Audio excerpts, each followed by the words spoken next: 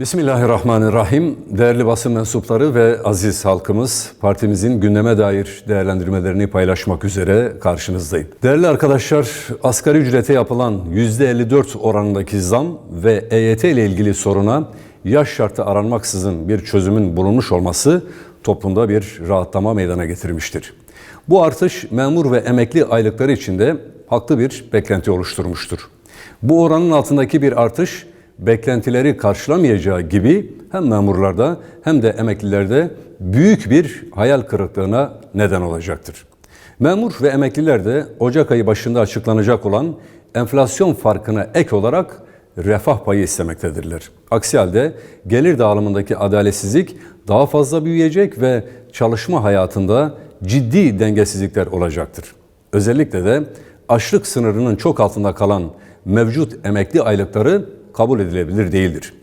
Enflasyon verisi açıklandıktan sonra bu kesimlere de beklentileri karşılayacak oranda maaş zammı yapılmalıdır. Böylece son dönemlerde ciddi bir şekilde bozulan gelir dağılımı bir nebze de olsa tamir edilmiş olacaktır.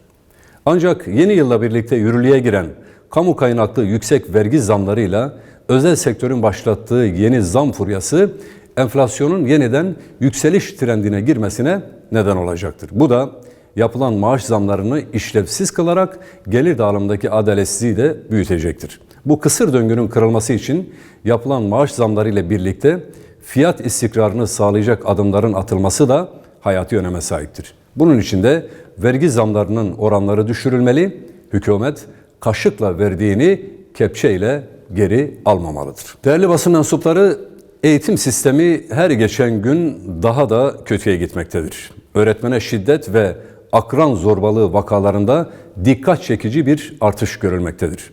Söz konusu vakaların artık sıradan bir hal alması durumun vahametini de gözler önüne sermektedir. Başarı oranlarının her yıl daha da geriye gidiyor olması da eğitimde ciddi bir nitelik sorunu olduğunu ortaya koymaktadır. Eğitimdeki sorunları çözmek için ciddi adımların atılmaması ise oldukça düşündürücüdür. Tüm bu sorunların çözümü için çaba sarf edilmediği gibi ifsad edici yeni projeler de maalesef devreye sokulmaktadır. Kamuoyunun tepkisine rağmen ders kitapları inancımıza, kültürümüze ve toplumsal ahlaka aykırı olan eğitimde toplumsal cinsiyet eşitliği projesi yani EDCEP'le şekillendirilmek istenmektedir. Daha önce iptal edildiği söylenen Avrupa Birliği destekli İFSAD projesinin ders kitaplarında yer alması için yeni bir çalışma başlatılmıştır. Bu kapsamda Milli Eğitim Bakanlığı Talim ve Terbiye Kurulu Başkanlığı tarafından önümüzdeki yıl için ders kitabı içeriklerinin EDCEP dikkate alınarak hazırlanması talimatı verilmiştir. Bu durum eğitimin içeriği ve şekli kadar maksadının da sorgulanmasını zorunlu kılmaktadır. Öğretmenlere yönelik artan şiddet vakaları ve yaşanan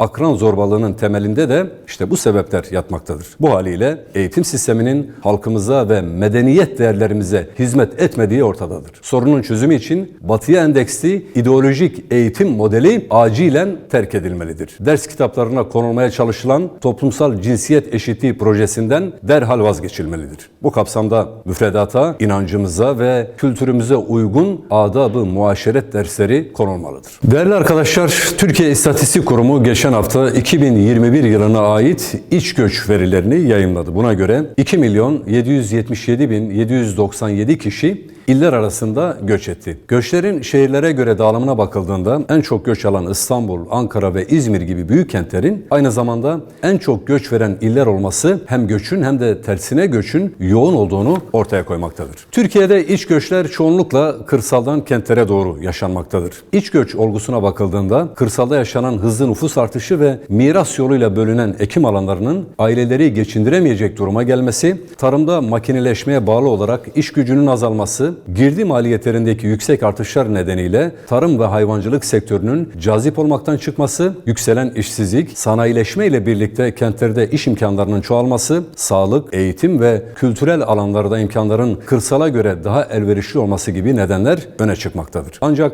daha iyi hayat şartlarına kavuşma umuduyla gerçekleşen iç göçler bir takım olumsuz sonuçlar da doğurmaktadır. Kırsalda giderek azalan nüfus aynı zamanda bir tarım ülkesi olan Türkiye açısından da vahim bir tablo ortaya koymaktadır. Uygulanan politikalar sebebiyle kırsalın vazgeçilmezi olan tarım ve hayvancılık faaliyetleri cazip olmaktan çıkmış, bu da insanları kentlere yönlendiren en etkili neden olmuştur. Tersine göçü teşvik amacıyla kırsal alan daha cazip hale getirilmeli, gıda ürünlerinin üretim ve tedarikinin hayati önemi haiz olduğu bugünkü şartlar göz önüne alınarak tarım ve hayvancılık sektörünün cazibesi artırılmalıdır. Değerli arkadaşlar, başıboş köpek sorunu kamuoyunun tüm ısrarlı taleplerine rağmen çözüme kavuşturulamayan bir problem olarak 2023 yılına devrolmuştur. Geçtiğimiz yıl 33 can kaybına neden olan başıboş köpekler kayıtlara geçen 300'ün üzerinde saldırı gerçekleştirmiş, 67 trafik kazasına neden olmuştur. Can kayıplarının yanı sıra 500'ün üzerinde kişi bu saldırı ve trafik kazalarında yaralanmıştır. Saldırılar sonucunda bazı mahallelerde atılan Kudüs karantinası da başıboş köpeklerin topluma bir başka maliyetini ifade etmektedir. Hayvanlar üzerinden ticari kazançlarının zedelenmesini istemeyen lobilerin yaptığı propagandalar siyasetçileri de etkilemekte ve bu meselenin dillendirilmesinin dahi önüne geçilmektedir. Başıboş köpek sorunu bir medeniyet sorunudur. İnsanların can ve mal emniyeti sağlanamamakta, özellikle çocuk, kadın, yaşlı ve engellilerin maruz kaldığı bu saldırılar adeta bir asayiş problemine dönüşmüştür.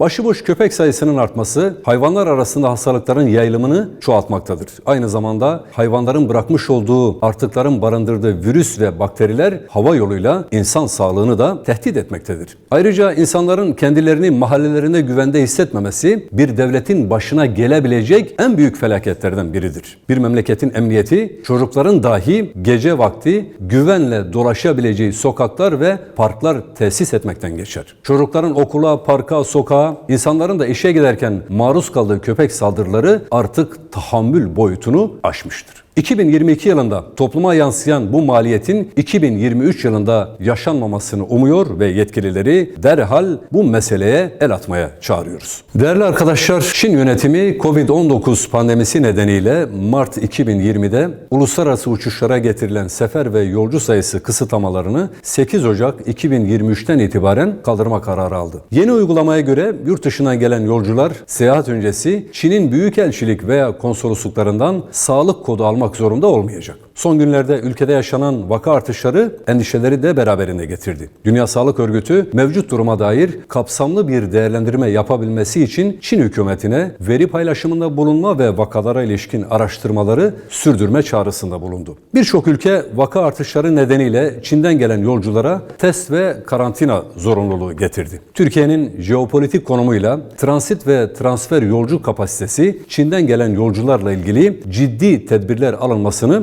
zorunlu kılmaktadır. Bu bakımdan Türkiye salgınla mücadele kapsamında zaman kaybetmeden Çin'den gelen yolcuları teste tabi tutmalıdır. Değerli arkadaşlar, Siyonist işgal rejiminde Benjamin Netanyahu'nun başkanlık edeceği sözde hükümetin ortaklarıyla imzaladığı koalisyon anlaşmalarında Filistinlerin vatandaşlıktan çıkarılması, sınır dışı edilmesi, kaçak yerleşimlere yasal statü verilmesi vaat edilmektedir. Yeni yönetim söz konusu anlaşmayla yeni dönemde ırkçı ve baskıcı tutumunu artıracağını dünyaya resmen ilan etmiştir. Birleşmiş Milletler'in bölgede kayıt tutmaya başladığı 2005'ten bu yana 2022 yılı işgalcilerin sık sık düzenlediği kanlı baskınlarla Batı Şeria için en ölümcül yıl olarak kayıtlara geçti. Filistin'de mevcut durum her geçen gün daha da kötüleşirken kendi işlerinde dahi protesto edilen ırkçı rejimle işbirliği yapmak tam anlamıyla bir akıl tutulmasıdır. İşgal rejimiyle atılan her imza Filistinler için ölüm ve yıkım anlamına gelmektedir. Bu doğrultuda Siyonistlerle karşılıklı büyükelçi ataması gerçekleştiren Türkiye'yi işgalcilerle tüm ilişkileri sonlandırarak direnişe destek vermeye davet ediyoruz. Aksi takdirde Siyonist rejim Filistin topraklarıyla yetinmeyecek, işgal bir kanser gibi tüm bölgeye yayılacaktır. Değerli arkadaşlar, Rusya'nın arabuluculuğuyla Türkiye ve Suriye arasında 11 yıl sonra ilk üst düzey temas geçen hafta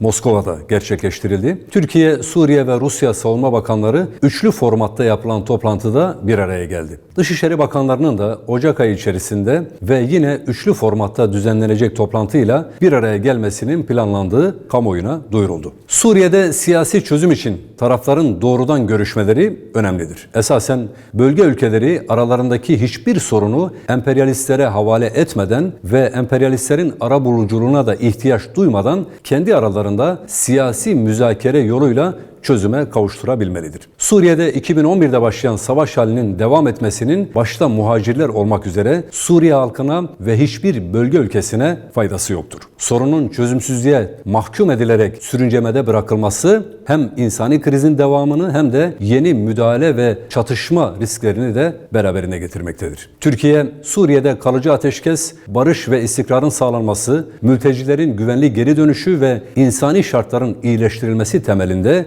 Suriye ile doğrudan ve aracısız olarak görüşmelidir. Suriye halkının geleceğini ipotek altına alan emperyalist ülkeler sürecin ana aktörü olmaktan çıkarılmalıdır. Yaşanan güvenlik kaygılarının giderilmesi, etnik ya da mezhebi hiçbir toplumsal kesimin yok sayılması ya da haksızlığa uğratılması sonucunu doğurmamalıdır. Evet değerli arkadaşlar, benim paylaşacaklarım bunlar. Hepinize teşekkür eder, hayırlı günler dilerim.